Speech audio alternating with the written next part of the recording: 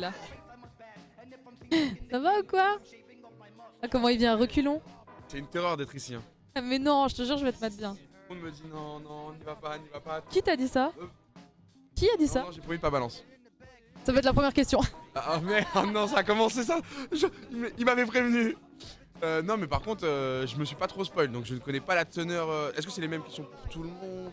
Ouais, il y a des questions qui sont un peu les mêmes et il y en a que, par exemple, moi je vais un peu adapter à ton taf. Ok, salut tout le monde en tout cas, un vrai plaisir de passer. Je peux te présenter vite fait, je pense que tout le monde te connaît, mais je préfère. Bugby, créateur de contenu, parisien, 33 ans, en couple, voilà, peut-être futur marié, futur papa, on espère. Pour l'instant, il n'y a rien de. Voilà, mais on essaye, on essaye. Et puis on est là pour la bonne cause, voilà, Stream for Humanity. Et puis faites des dons, et on va tout donner aujourd'hui, c'est le dernier rush. On compte sur vous, vérifiez vos poches, vérifiez sous le canapé, il y a toujours une pièce qui traîne. Oh, quel homme. Il connaît le taf, hein, il connaît le taf. Ça fait combien de temps que tu taffes dans tout ça en fait? Honnêtement, 2012, je pense, ça a été mes premiers vrais streams. Alors après, bon, c'était pas vraiment une profession, on pouvait pas, tu sais, je pense qu'on a beaucoup qui l'ont dit, mais on pouvait pas se projeter à l'époque. Mais nous, on voyait des Américains le faire, on s'est dit, bon, bah, pourquoi pas le faire pour le côté francophone. Donc, on va dire 2012, c'était mes premiers live Ounet, mais bon, je travaillais au McDo à côté, j'étais étudiant et compagnie, et puis ça s'est fait un peu naturellement par la suite. Donc, 2012, 13 ans. Ça fait hein, quand même. Hein. Ouais, puis ça allait assez vite, parce qu'après, il y a eu très vite Millennium. Et du coup, à partir de là, dans le gaming house, le truc nouveau, tu sais, en mode, ouais, je suis dans le même endroit avec plein de gens qui kiffent la même chose que moi pour un truc qui est totalement nouveau, où on peut y amener toutes les passions qu'on kiffe. Tu vois, toi, tu kiffes la musique, bah regarde, ça colle avec la musique, tu kiffes la cuisine, ça colle avec la cuisine, tu kiffes le bricolage. Demain, Tu peux tout faire. Ouais. demain, on fera du bricolage en live et les gens apprendront en même temps, tu vois. Donc, trop bien. Ouais, c'est bien, c'est évolutif. Alors, bienvenue du coup dans le bureau des sauces. Comme je t'expliquais, c'est soit tu réponds à des questions qui peuvent te mettre dans la sauce, ça dépend de tes réponses, ou alors tu goûtes une sauce. On a plusieurs gammes, ça commence tranquille et ça va au plus énervé. Je sais que toi, t'es sensible au piment. Très sensible au piment, je mange quasiment jamais épicé. Donc, on va rester dans cette première zone-là. Pour commencer, il y en a, on commence derrière parce qu'ils font les chauds. Ils l'ont regretté. Dans tous les cas, on a du lait, on a de la crème fouettée, j'ai des chips en plus, il y a tout ce qu'il faut. Déjà chaud, alors que j'ai rien mangé. On va commencer soft. C'est quoi l'événement que t'as dû caster ou avec le recul, vas-y, c'était pas ta meilleure perf ou alors t'as pas kiffé le moment?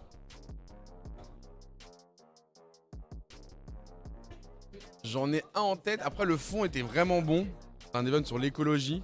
Qui était vraiment. Du coup, moi, j'ai appris énormément de choses individuellement. Par contre, c'est vrai que c'était un bourbier. En termes de. Bah, on a fait équipe avec des gens qui connaissaient pas trop le truc. Et étaient en mode, bon, bah, ils poussaient. Je me rappelle, j'avais ramené Henri dessus. Je sais pas si c'était le nom de l'événement. Ça reste un bel événement avec un bon fond, tu vois. Ça reste sous thème d'écologie.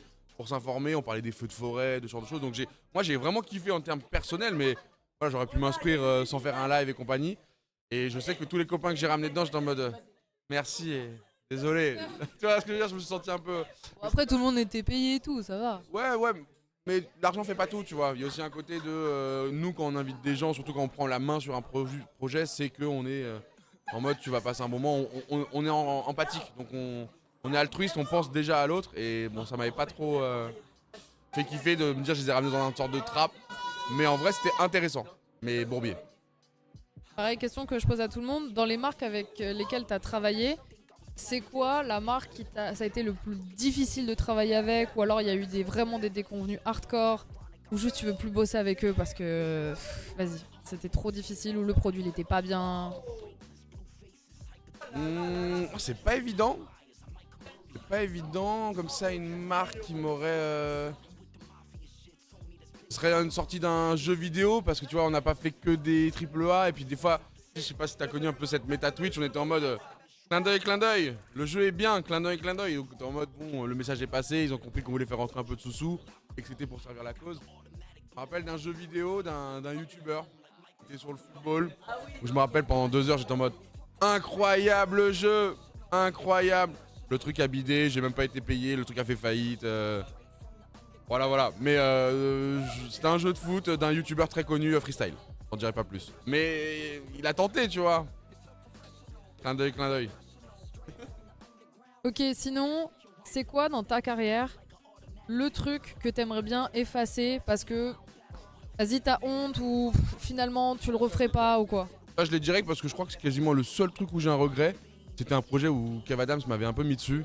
J'en ai rarement parlé parce que les gens étaient vraiment tombés dessus, ils lui avaient vraiment mis cher et tu sais, il y avait une liste de noms avec que des grands comédiens et moi j'étais le seul mec un peu d'internet, un peu naïf. Et du coup, quand tu es sur la même liste que les autres, tu peux pas dire oui, mais moi j'ai pris des précautions que lui. Surtout quand il y a le truc qui tombe et que tout le monde est dans le même bateau, tu vas pas commencer à dire oui, mais moi. Voilà. Et qui le mec surcoté de l'event? Mais je l'ai pas encore eu la question. Merci. Ce sera pas toi en tout cas. Bah, les gars, vous deux, si vous jamais vous voulez, on ouvre des géodes. Je les croise. Juste après, si tu veux. Après. Faites vos trucs, c'est. Non, mais évite de faire chier. Faut lui dire aussi. Parce qu'il se croit tout permis, lui. Sa petite voix dans sa tête, il l'écoute trop souvent. Syndrome du personnage principal. Qu'est-ce que je disais?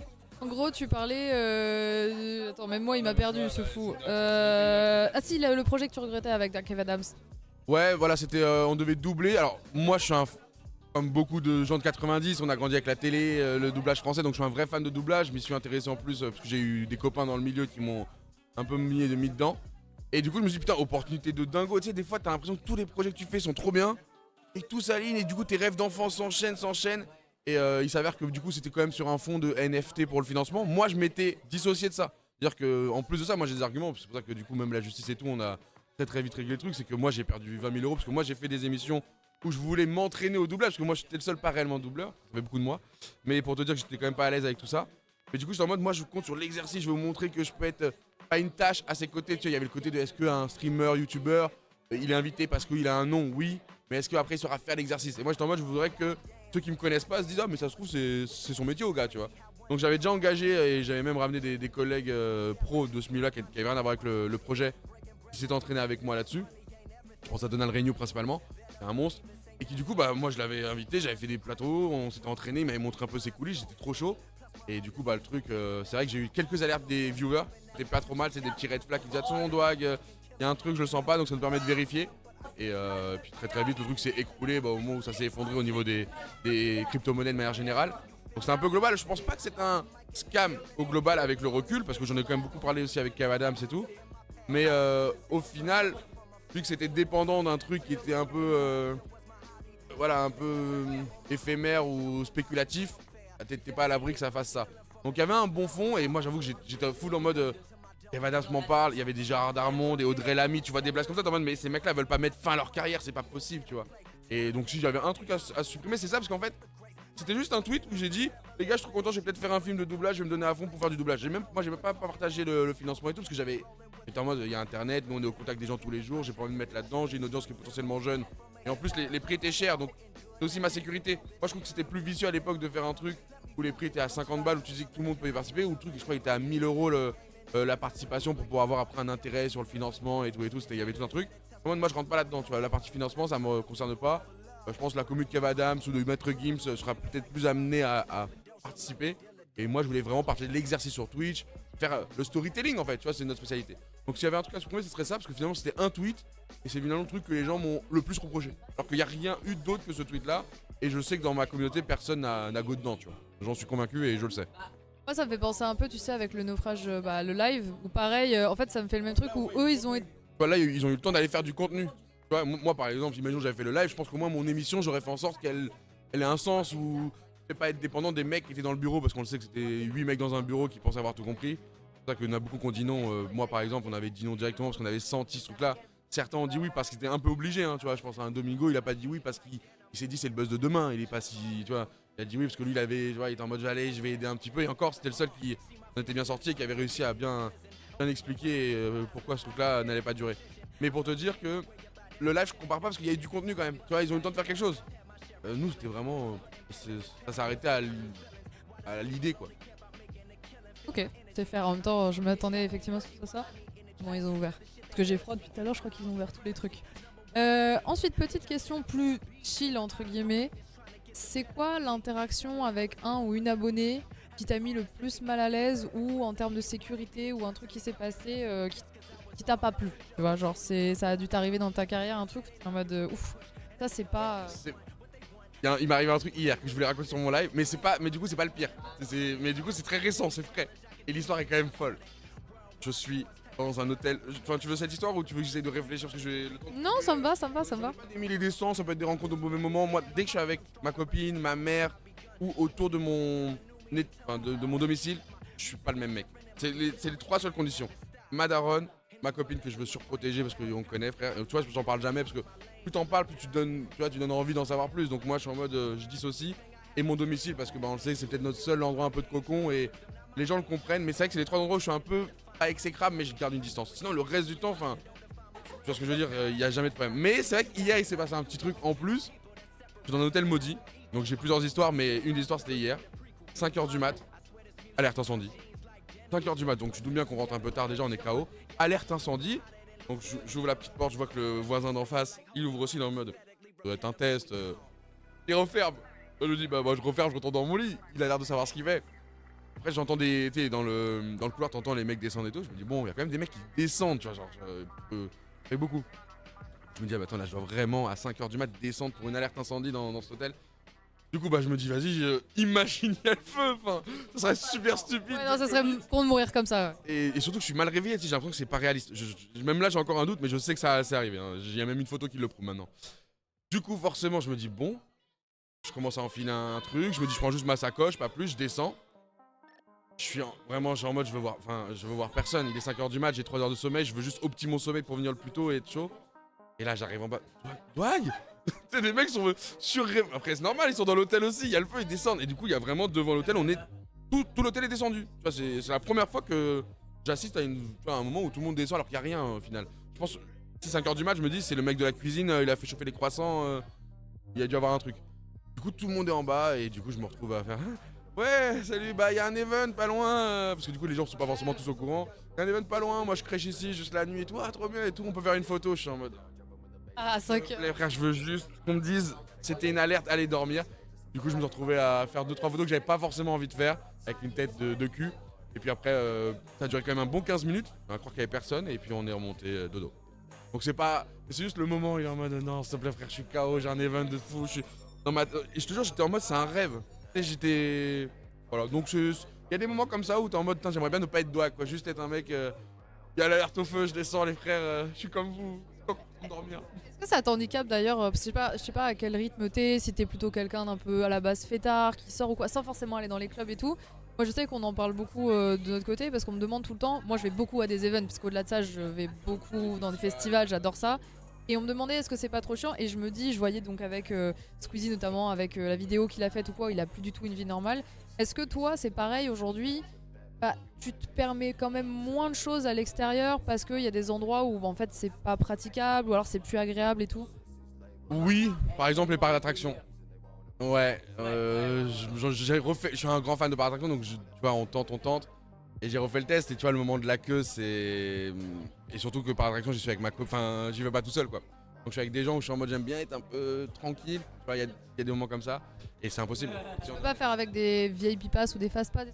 C'est la seule solution mais même ça du coup tu es quand même dans un endroit, un enclos, il suffit qu'il y en ait un qui le voit ou qu'il y ait une story et après il y en a qui viennent à tu vois, c'est normal, je comprends, ils sont en mode on le cherche. Il y a 4-5 main attractions donc tu sais à peu près où trouver les gens.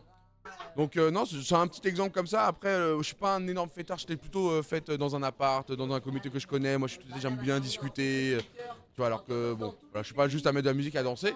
Mais oui, si on est honnête, si quand même, sur pas mal de points.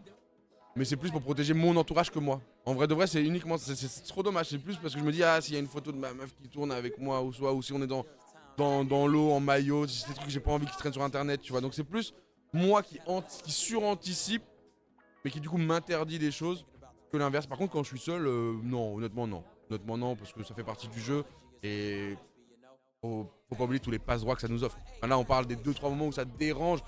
Ouais, par exemple, j'arrive chez le docteur, il m'arrive un truc par exemple, tu vois, trop chiant. J'arrive chez le docteur, il prend mes infos et tout, et son cousin, il est en mode, j'ai lancé un live dans ma vie. Je sais pas comment ils en sont arrivés à comprendre qui j'étais, parce que moi, j'ai pas expliqué. Et le mec, mon docteur s'est retrouvé à donner mon numéro à son cousin. Ah mais je croyais que vous étiez collègue, il m'a dit. Je suis en mode frérot, t'es un médecin. Si même un médecin ne peut pas garder mes infos secrètes, c'est censé être ton métier de pas dévoiler ces trucs là. Oui mais je croyais que vous étiez collègue. Je suis en mode mes frères, tu peux pas en vouloir au... Et donc ces choses là c'est gênant. Mais je suis plus dans l'anticipation. Mais par attraction je pense que c'est le bon exemple. C'est peut-être le truc, je suis en mode putain j'aimerais trop redevenir un random de temps en temps. Ou parfois du coup de le faire dans d'autres pays. Ouais, c'est souvent ça en fait, finalement tu pars à l'étranger pour pouvoir profiter. Un petit peu plus, mais il y a des Français partout. Hein. Enfin, Oui, maintenant, ouais, ben moi j'étais surprise, on a réussi à croiser des gens parce qu'on est parti au Japon il y a pas longtemps pour faire une vidéo avec Simon. On est monté dans un temple de nuit, il y a personne, il y avait 3 pélos. On est descendu, on a juste entendu un c'est Simon Puech, c'est pas possible, au milieu du Japon, etc. Le Japon, ça reste comme une destination clé pour les Français. Et comme ça, en pleine nuit, au milieu d'un parc où il y a personne. Sur une plage privée d'un coin perdu en Turquie, j'en ai croisé. Hein. Mais après, c'est magnifique. Tu vois, c'est des cadres où t'en croises un ou deux dans la journée, c'est magnifique, ça te fait un souvenir. En vacances, c'est pas pareil, tu vois. Surtout, je pense que c'est une certaine forme de symbole de succès parce que, si on arrive à te reconnaître aussi là ou quoi, c'est quand même que voilà, ce que tu crées, ce que tu permets d'accéder aux gens, bah c'est assez ouf quoi. Je pense que toi, c'est peut-être un peu le cas. Il y a des gens qui me reconnaissent à la voix, mais genre masse. C'est-à-dire que des fois, je suis dans une queue, je parle avec quelqu'un qui est autour de moi, quelqu'un qui se retourne parce qu'il a entendu ma voix, mais je te jure pas la tête. Et du coup, ça se voit que les gens s'endorment avec nos lives, s'endorment avec des vidéos, et qu'en fait, les voix, ça rentre dans le cerveau et ça devient quelque chose de familier. Et t'es en mode mais je le connais, mais c'est mon cousin. Et en fait non. Et du coup beaucoup ça m'a vraiment très surpris. Les gens Moi c'est alors pas la voix mais c'est le faciès, c'est souvent un truc de je sais que j'ai déjà vu quelque part mais je sais pas où et je suis pas sûre. C'est le début ça. T'inquiète, ils vont vite te catégoriser. Bah, écoute, je me souhaite ça même s'il y a des à côté. Question un peu plus ardue. Celle-là, tu risques peut-être de manger. Quelle est la créatrice ou le créateur où, quand tu l'as rencontré, t'as été archi déçu. Parce que ça s'est mal passé, parce qu'il a pas eu un comportement qui était ok, ou voilà, ça t'a pas plu. Ah oui quand même, il y en a qui ont répondu à ça. Ouais, quelques-uns. Franchement, un premier contact horrible. C'est dur à dire. Parce que j'ai eu la chance de croiser énormément quand même de têtes. Après, même si c'est pas forcément un événement sur le moment quoi, ou alors ça peut être quelqu'un que t'as croisé et quelques temps après il a fait un truc qui t'a déçu, ou ouais, genre où t'as donné une opportunité ou un truc. Genre vraiment juste quelqu'un avec qui, voilà. Bah bon après là c'est tapé, ouais, c'est la première fois que je regarde le chat pour répondre et c'est vraiment la réponse trop facile, tu vois, si je dis le Sard. Si je dis le Sard c'est la réponse trop facile. Après ça me parlait peut-être de dire un petit mot parce que là il avait fait aussi quelques c'est Sardoche, tu vois, je vais dire ça comme ça, mais en fait c'était plus une énorme déception globale de toute la scène League of Legends, tu vois, on n'était pas énormément nombreux à faire des stats sur LoL, tu vois, des gros stats, et du coup on était quand même en mode les gars venez on montre le bon exemple, et lui il a essayé de commit dans son truc alone, et franchement c'est le seul où 3 fois on a essayé de le ramener, genre vraiment il y a 3 soirées je me rappelle, on est sur TeamSpeak, on est genre 10 et on lui dit viens on va te parler. J'ai jamais vécu ça avec n'importe quel autre créateur de contenu, jamais, never. Même des petits jeunes qu'on a, les Ilan, qui peuvent. Jamais. Et lui, on a essayé plusieurs fois en lui disant, mais tu vas regretter demain. Tout ce qui arrive aujourd'hui, no joke, hein, je te jure. Et il y avait des DFG qui étaient bien plus malins que moi, des LRB qui étaient bien plus amis avec lui, qui essayaient de lui faire entendre, des choses comme ça. Et à chaque fois, quand il est sur TeamSpeak, il est en mode, oui, je comprends les gars, mais vous comprenez, moi j'essaie de me faire ma place. C'est le syndrome du persécuté, alors qu'on est en mode, mes frères, on est tous dans la même galère à la base. Et on a décidé, tu vois, il y a des choses qui vont te déranger, certes, t'es pas obligé de les mettre en avant et surtout de les changer parce qu'ils modifiaient énormément de réalité. Ils s'attaquaient à tout et n'importe quoi, c'était une mitraillette et son excuse était ah ouais, mais je live 24h sur 24, je me rends pas compte de ce que je dis des fois. Bah voilà, il y avait toujours tu tournes en rond et du coup, c'est le seul, on a essayé 3 fois vraiment et à chaque fois, on avait l'espoir de putain, je crois qu'il a compris. Vraiment, je te jure. Hein. Non, il a compris, le lendemain, il repartait, c'était pire. Oh, vous avez vu Domingo, il fait un truc pour une asso, mais en fait, il s'en bat les coups de l'asso, c'est parce qu'il veut une belle image. Et t'es en mode, mes frères, on t'a parlé hier et je pense qu'aujourd'hui, notre joke, c'est pour ça que c'est horrible de dire ça, parce que c'est le moment où tu vois bien qu'il a réalisé. Voilà, ça fait, j'ai vu quelques clips de lui tourner, tu vois qu'il a réalisé le truc. Et on est en mode, nous on a essayé juste de prévenir avant de guérir. Et ouais, je pense que c'était une des déceptions, parce que moi honnêtement, j'aimais bien son contenu, tu vois, en termes de joueurs. Il y avait la fameuse mauvaise foi de League of Legends et tout, j'étais en mode, moi je regardais ses lives, tu vois. Je suis pas gêné de le dire, je regardais ses lives, je le trouvais bon en tant que joueur. Il avait un style de jeu qui était vraiment différent du mien, parce que moi je suis un joueur qui est plutôt on va dire passif, qui essaye d'attendre l'erreur adverse, lui il provoque l'erreur adverse. Donc c'était toujours bien de voir des styles différents. Mais ouais, ça vraiment, il a eu cette chance là et ah ouais, pour moi il s'est un peu foiré tout seul quoi. En fait, le problème qu'il y a surtout, et je pense que c'est ça qui a un peu découragé les gens aussi, moi je le connais pas personnellement et je lui souhaite pas de mal pour le coup, même s'il y a plein de choses qu'il a dites où je suis absolument pas d'accord, c'est plus que tu parles de phase de réalisation, oui c'est vrai, t'as l'impression, mais t'as l'impression qu'il y a une rechute juste derrière et je pense que c'est ça aussi qui, avec le temps, joue beaucoup et sur sa carrière et sur le moral. Surtout que ça snowball, c'est-à-dire que le fait qu'il s'est senti persécuté, isolé, lui a fait faire des choses qui fait que après tu vois. Il avait le seum aussi contre d'autres. Exactement, alors que quand t'es entouré, finalement t'as des conseils, t'as des gens. Là en fait il s'est dit bah je suis tout seul, je suis isolé, du coup bah mauvaise fréquentation, du coup une connerie qui ramène une autre connerie. Donc d'un moment bah tu les cumules trop, tu deviens un mec à éviter, tu vois. Qu'on t'aime ou qu'on t'aime pas, ça y est, tu vois, personne n'est indispensable, tu vois. Ça faut aussi prendre conscience, on a ce syndrome de. On est tous remplaçables. Hein.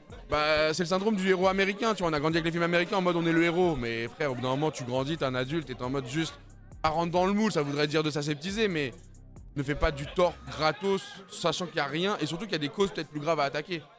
Je suis assez d'accord avec toi, on a tous un peu à notre manière le syndrome du personnage principal parce qu'en fait comme notre chaîne est gérée par notre persona et que c'est notre persona qui fait vendre le reste, bah nous on s'investit là-dedans donc forcément dès qu'on doit être quelque part on s'investit dans ce qu'on doit donner et ça peut vite nous mettre dans la merde. C'est cette limite, cette frontière elle est très faible, genre est-ce que quand on critique le créateur de contenu, on critique la personne, tu l'as dit, c'est...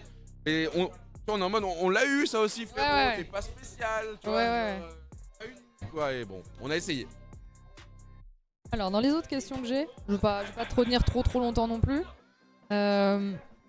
Réponse facile. Non, je suis d'accord, c'est une réponse facile, mais je les colle. Je les colle que. Ouais, mais tu vois, ça a beaucoup été proposé, t'es le seul à t'être exprimé dessus en soi, donc. Les gens, tu vois, ils ont le passé, ils ont le présent, ils ont le futur sur ce personnage-là. Du coup, ça peut servir de leçon pour les autres, pour les suivants, tu vois, la jeunesse. Autant lui, il est foutu. Autant lui, c'est fini. C'est compliqué, ouais. Mais il y a eu d'autres choses aussi qui ont fait que c'est compliqué. Mais ok. C'est quoi le moment... Je tombe un truc. C'est quoi le moment où t'as eu le plus honte de quelque chose que t'as produit dans le cadre de ton travail de créateur de contenu en mode ouais, ça c'était cringe ou ça m'a pas donné une bonne image ou machin. Je l'ai. Après, y a pas Kamel encore? Ouais, le petit moment au KCX. Parce qu'en fait, j'y suis un peu responsable. C'est le moment où il y a eu un fan qui est monté, qui a essayé de faire une petite chanson. J'en suis un petit peu responsable. Pour ceux qui disent Kev Adams, on en a déjà parlé juste avant, pour ça je ne recite pas, je vais pas répéter la même chose. C'est effectivement peut-être l'un des seuls regrets que j'ai réellement dans ma carrière actuellement. Il n'en est pas un parce que finalement il n'y a rien eu, mais vous voyez ce que je veux dire. Des fois, faut aussi apprendre à dire non. Et ça, ce truc-là m'avait servi d'exemple pour répondre au chat. Mais le Cassé Saken, j'en suis un peu responsable parce que du coup, on était vraiment dans cette idée de, pour l'instant, la Cassé était en train de construire quelque chose de magique. Il fallait aussi montrer qu'on pouvait faire confiance à cette communauté d'ultra. Et c'était d'être avant-gardiste, donner la main, tu vois, ces choses-là. Donc, je crois que j'en ai même pas parlé à Kamel. J'étais parti voir les ultras, donc les boss. Et j'étais en mode, les gars, un petit passage sur scène, un petit mot gentil pour l'équipe, un petit truc sympa pour les ultras histoire de les faire crier. Basta. Et surtout qu'on avait pré-shot. Hein. On était 3 ou 4 dans la discussion. On était en mode, n'en faites pas trop, je vous en supplie. Les gens ne vous connaissent. Je sais que les gens ne vous connaissent pas. Faut la jouer simple, sympathique, sourire, frais et essayer de créer un truc collectif, pas un truc perso. Oh, il a tout whippin. Je pense qu'ils ont pas envoyé le bon profil. Je pense que c'est vraiment une question de profil et du coup, c'est pas que son tort à lui. Honnêtement, lui, il se retrouve dans un trap et ça. On peut pas en vouloir à quelqu'un qui ne connaît pas l'exercice. Moi, je m'en suis voulu parce que je me dis c'est aussi à cause de moi. C'est censé être nous qui l'avertissons et pourtant j'avais pris le temps d'expliquer. Alors c'était pas à lui directement, c'était à ses plus uns ou aux autres qui devaient lui transmettre. Et je pense que c'est parce qu'il était un peu joyeux, un peu bon vivant. Et du coup, c'est ni bien pour lui, ni bien pour l'event, ni bien pour Kamel, ni bien pour moi qui du coup avait pris un peu la main. Mais du coup, c'était pas une idée de Kameto et tout. C'était vraiment moi. J'étais en mode, on essaye aussi de montrer cette collection. C'était peut-être un peu trop tôt, tu vois. Aujourd'hui, tu le fais, c'est free. Vous savez, les gens. Aujourd'hui, on fait énormément d'émissions avec les abonnés, même en live. Avant YouTube, mais même en live. Alors qu'il y a 5 ans, je n'osais pas parce que tu dis bon bah si je ramène ma communauté, déjà comment elle va s'exprimer, est-ce qu'elle sait ce qu'elle doit faire, est-ce qu'elle connaît les risques qu'elle prend, ce que ça peut engendrer. Aujourd'hui, on part du principe que ça y est, c'est devenu quand même quelque chose d'assez commun. Les gens sont armés, ils savent que quand ils arrivent sur un live, s'ils font les cons, ça pourra leur porter préjudice. Et je pense que lui, c'est la frontière. Et il n'avait pas encore de précédent. Moi, je l'anticipe parce que je me dis, j'en ai vu des mecs se cramer. Et je l'avais un peu dit rapidement, tu sais, moi je vais vite, je suis en mode ça y est, les gens ont compris. Et en fait, non, parfois, faut prendre plus le temps. Et ça m'a appris une leçon. Ça m'a appris une leçon déjà d'éviter de faire mes coups en douce, solo, tu vois, en full impro, parce que moi je suis comme ça. Est-ce que ça a créé une embrouille entre toi et Kamel? Parce que, en fait, dis-toi que. Ça me met moi en porte-à-faux, ça le met lui en porte-à-faux. Lui, il est en mode frère, j'ai rien demandé. Le clip qui tourne le plus, c'est ça. Après, je me dis à la fin, entre guillemets, mais ça, tu sais, c'est mon côté un peu. Toujours trouver le bon là-dedans. Un peu escroc. J'étais en mode, mais ouais, mais au moins on parle de ça, on parle pas des défaites. Parce qu'on avait fait que perdre sur l'event. Je suis en mode, les gars, au moins, les gars, on focus là-dessus. Et on a oublié que vous étiez fait arracher sur tous les jeux, frère. Mais c'est le côté escroc, on n'a pas besoin de ce truc-là, tu vois. Mais je te dis ça parce que c'est marrant, parce que quand j'ai pris Kamel ici hier et que je lui ai dit c'est quoi le moment gênant que t'as vécu, il m'a sorti ça, il m'a dit ça, j'étais derrière et j'étais au bout. Lui, pour rien. Lui, il avait rien demandé. C'est vraiment le truc de les gars, j'ai rien demandé. Et lui, c'est son rêve, c'est son truc. il avait la vision sur le long terme, donc il est en mode là. Ouais, il voulait avoir une bonne image. Exactement. Je capte. Bah écoute, pour moi c'est assez ok. Je pourrais te poser des questions, voilà, mais je vais essayer d'avoir aussi. Si j'ai une dernière question, tu sais quoi? C'est pas vraiment une sauce, mais je trouve que c'est intéressant de te demander parce que je pense que c'est des choses qui sont beaucoup revenues et qui peuvent atteindre dans ce qu'on fait. On a tous, comme t'as dit, une place à trouver. Toi, on te voit beaucoup sur les événements, tu fais beaucoup de casse, mais tu fais aussi créateur de contenu et tout. Je sais que tu produis des choses, que moi tu m'avais invité sur certaines choses. Comment ça se passe? Parce que quand vous êtes dans un groupe comme ça où t'es très proche justement de Squeezie, de Gotha et tout, est-ce que ça n'a pas été difficile qu'on te relaye tout de suite? Parce que je pense que t'as envie de faire plein de choses différentes et d'être dans plein de choses à bah, t'es le mec qui présente. Et tu seras que le mec qui présente les autres qui font des trucs. Comment ça tu le vis? Est-ce que t'essaies de changer ce truc là? Comment tu vis ce truc? J'ai eu la chance avec Domingo de faire énormément de choses et du coup de trouver ma place. Parce qu'à l'époque Domingo, c'est le côté où on est deux têtes brûlées, les deux qui veulent être un peu sur le devant de l'affiche. Mais la star c'est lui, tu vois. Au final, le chat me le rappelait, l'histoire me le rappelait, les commerciaux me le rappelaient, enfin tu vois.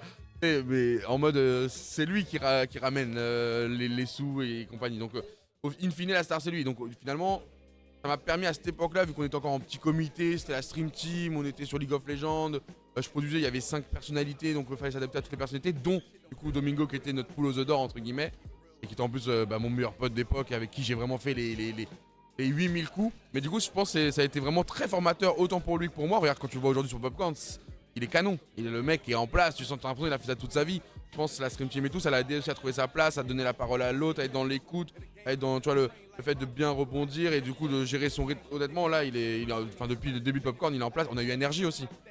Et alors quand on est arrivé sur énergie, ça y est, j'avais déjà trouvé c'est bon, je suis le plus sain, je suis là pour accompagner. Et parfois, je prenais trop de place et il me faisait Doag, j'en deviens Doag là. C'est des petits. Mais pour l'émission, hein, Ouais, mais ça reste dur.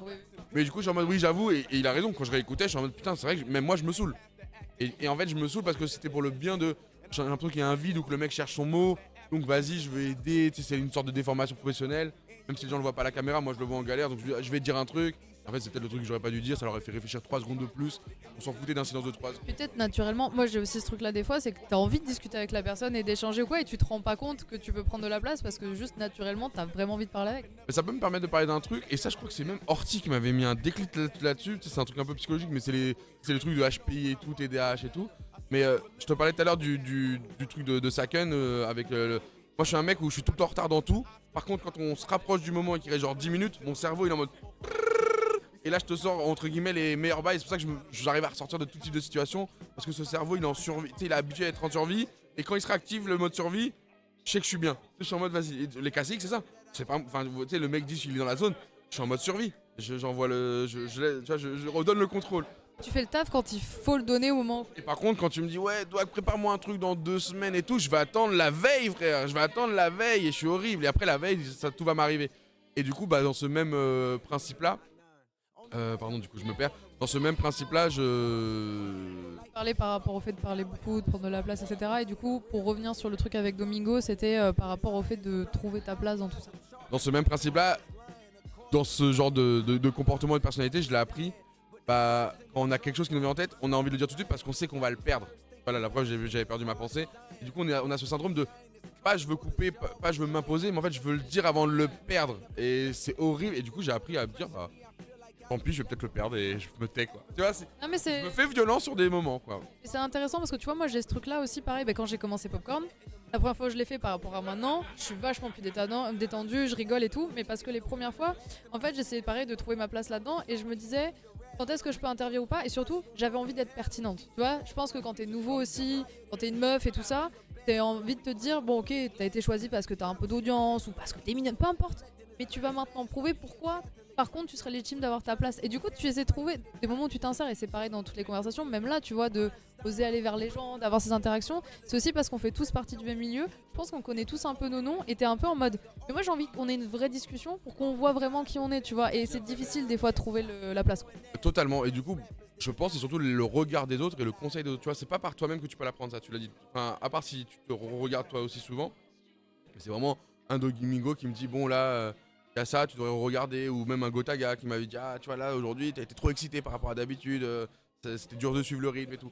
Donc c'est surtout le regard des autres et la vision des autres, et c'est pour ça qu'il faut s'entourer. Et je parlais tout à l'heure avec Sardoche comme exemple de s'entourer. Pour moi c'est la clé du succès, vraiment, pour perdurer. Faire son buzz, faire parler de soi c'est bien, savoir s'entourer, que ce soit personnellement ou même professionnellement, c'est la clé dans tout. Pour le bonheur, c'est la clé dans tout.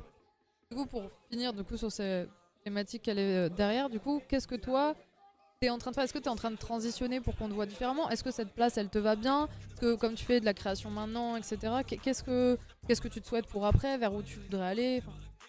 Là, cette année, je vais principalement refaire de l'IRL, beaucoup de stream IRL et beaucoup moins de gaming, mais en vrai, toujours axé sur les invités que je vais recevoir. Donc finalement, c'est une place qui me convient très bien, où il y a vraiment des bons côtés à ne pas être le numéro uno, tu vois. Je suis peut-être moins embêté qu'un Inoxtag au quotidien, j'y vois plein d'aspects vraiment cool. Donc moi, c'est une place qui me convient très bien, et puis au moins, ça me demande aussi de moins de me livrer. Tu vois, entre guillemets, on s'en fout un peu de mon avis, ou on s'en fout un peu de mon ressenti. T'es plus protégé presque. Ça me protège un peu, et vu que je suis dans un cadre où je veux pas trop non plus mêler vie privée et vie pro, ça me va très bien qu'on me juge pour mon travail et mes prestations. Je me vois un peu comme, je vais dire le mot horrible, un artiste, tu vois. Mais pas Non mais c'est... Oui, en fait. que regardez ma personnalité, jugez-moi, tu vois. Entre guillemets, après ceux qui veulent creuser, on peut discuter plus longuement. Il y a des émissions où on se pose autour d'une table, là on va discuter plus longuement, ça s'y prête. Mais dans l'ensemble, c'est pas quelque chose que j'ai besoin. J'ai eu la chance de beaucoup le faire sur mes premiers lives. On était 1000 viewers, donc on a eu l'occasion d'eux. Mais tu sais, 1000 viewers, c'est déjà quelque chose qui te permet de ressentir le regard des gens. Et du coup, j'ai eu le temps de faire un peu, tu vois, j'ai l'âge qui passe et tout. J'ai plus au contraire, je le vis par procuration. Quand j'ai vu un Inox, je l'avais invité à l'époque sur la PJW Fortnite, c'était en 2018. C'était un bébé. Et quand je le vois grandir, je me dis, putain, tu vois, à travers lui, je me dis, ah putain, trop bien les vrais. Nous aussi, on aurait pu avoir cette idée-là il y a 5 ans en 10 ans, mais on n'avait pas les moyens, on n'avait pas la volonté, les moyens. Qu'est-ce que je kiffe maintenant le vivre par procuration, parce que j'ai la chance de le côtoyer. Je serais chez moi, en train de zapper et être au chaume du, là je pense que je serais le rageux. Je me gratterais les veines en mode putain, moi aussi je veux le faire, moi aussi. Là aujourd'hui j'ai quand même la chance d'avoir mes moments, tu vois, mes trucs à moi, mes plaisirs, une vie quand même très agréable autour, des amitiés vraiment profondes et qui en plus de ça m'aident aussi au côté professionnel au quotidien. Et surtout bah, je le vis par procuration avec les copains qui en plus parfois m'invitent sur leurs trucs. Donc l'un dans l'autre, c'est très bien, sachant que si tu veux toi aussi être le numéro uno, pas tu te mets en concurrence avec eux, mais le regard est très différent. Ils vont moins aussi te faire confiance sur certains points et compagnie, parce que bah, tu peux leur prendre entre guillemets la place. C'est pas ce que je veux dire, mais ouais, je te dire, mais c'est intéressant parce que je suis en concurrence avec Son Père. Si t'as besoin de moi, je peux être toujours là. Si t'as pas besoin de moi, je vais m'asseoir en tant que spectateur et je vais kiffer. Mais donc j'ai bien aimé ce côté où pour l'instant j'ai trouvé une place qui est peut-être pudique, mais qui va donner des idées peut-être à la jeunesse. Et je pense que demain il y en aura plus qu'on chill sur ce rôle-là, tu vois. C'est le côté où on peut pas tous être le héros du film. Pour que le héros soit le héros, il a besoin. Voilà, exactement. Et donc, non, je suis un mec, j'ai fait que des sports collectifs. En fait, quand je suis seul, je suis une larve. Quand je suis entouré. C'est pour ça que mes streams solo, je suis honnête, mes streams solo, c'est pas les meilleurs streams du monde. Ils sont même un peu chiants et je me cache derrière du gaming, tu vois. Par contre, tu me mets avec un invité, bah, tu l'as dit toi-même. Je veux être pertinent, je veux m'intéresser à lui, je veux qu'il y ait une richesse qui ressort de ça. Et du coup, même moi, en fait, tu vois que je prends du plaisir fois 1000, quoi. Donc non, finalement, je pense que j'ai trouvé le bon équilibre. Rester là-dessus, mais du coup, refaire des contenus IRL, peut-être un peu plus incarnés, mais toujours pour mettre en valeur, alors soit des faits de société, soit justement des invités. C'est intéressant ce que tu me dis, et ça me touche beaucoup en vrai, parce que je me reconnais un peu là-dedans, parce qu'il y a plein de gens qui m'avaient demandé, parce que du coup, moi, ça fait 5 ans, j'avais vraiment explosé avec RPZ, on m'avait vu un peu partout et tout, et on me demandait pourquoi tu te lances pas sur YouTube, pourquoi tu fais ci, tu fais ça, et j'expliquais qu'en fait, j'acceptais rarement les trucs où je me sentais pas legit à 100% ou à l'aise de le faire, pas du tout contre les gens, mais parce que je voulais y trouver ma place et que j'expliquais que vraiment je cherchais pas à devenir la nouvelle Magla ou des choses comme ça, parce qu'en fait ça vient avec des conditions de vie et de type de choses que tu dois livrer que je voulais pas m'imposer aussi, parce qu'à la base ce métier il est un peu arrivé comme ça, et que je voulais trouver ma place où en fait pour tout le monde et même les gens qui sont dans mon écosystème ça soit legit et ça marche aussi, parce que le succès est pas forcément dans le top. Tu peux très bien gagner ta vie. Clairement. Tu vois, c'est le syndrome Coca-Pepsi. T'inquiète pas que le second il prend ses sous aussi, tout va bien, tu vois ce que je veux dire. Tu peux en vivre et surtout bah, tu peux être en raccord avec ce que tu présentes. Tu vois, c'est tout ça que tu as dit qui est principal pour durer. Faut que tu sois toi raccord avec ce que tu proposes et pas essayer d'être quelqu'un. Ça c'est clair et net. Et puis en plus, au-delà de ça, tu vas du coup, on va dire, projeter des valeurs qui sont différentes de la personne en question. Et c'est peut-être des choses que lui ne pourrait pas faire, par exemple, tu vois. Donc se trouver soi-même. Tu vois, moi à l'adolescence j'ai eu 2-3 petites galères qui fait que j'ai passé beaucoup de temps dans mon cerveau. Et tu vois, j'ai cherché des déclics et je pense que c'est les gens qui disent ah comment on fait pour percer sur Twitch. Intéresse-toi à toi.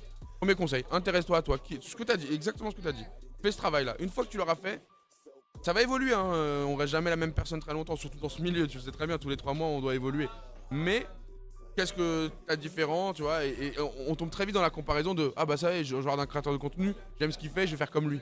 Et tu l'as dit toi-même, faut pas tomber dans ce piège. Parce qu'il est meilleur que toi là-dedans. Il le fait depuis plus longtemps, il est meilleur que toi. Et c'est pas toi. Donc trouve-toi, et toi, t'as un super exemple. T'as mis ton temps, c'est clair, parce que moi je t'avais repéré il y a un petit moment, mais avec Domingo et tout. Et puis des fois tu disparaissais. Puis là, le moment où t'es arrivé en mode je suis là pour de bon, on l'a compris. Tu vois ce que je veux dire? On l'a compris. Et maintenant ça va prendre son temps. Si toi tu kiffes ce que tu fais et que tu continues, bah tu verras que ça va. T'as un aimant en fait. Tu vas aimanter de plus en plus. Tu vas prendre de l'XP, tu vas être de plus en plus à l'aise. Là je t'ai vu mixer hier.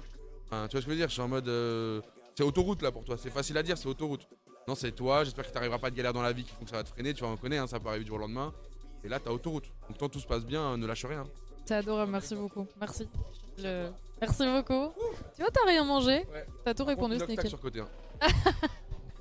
Maintenant on peut le dire. Ah ouais, bon, Salut. Kaizen c'était bien, mais bon. Merci à toi. Hop là. Écoutez, il a rien mangé, hein. Il a pas eu besoin, hein.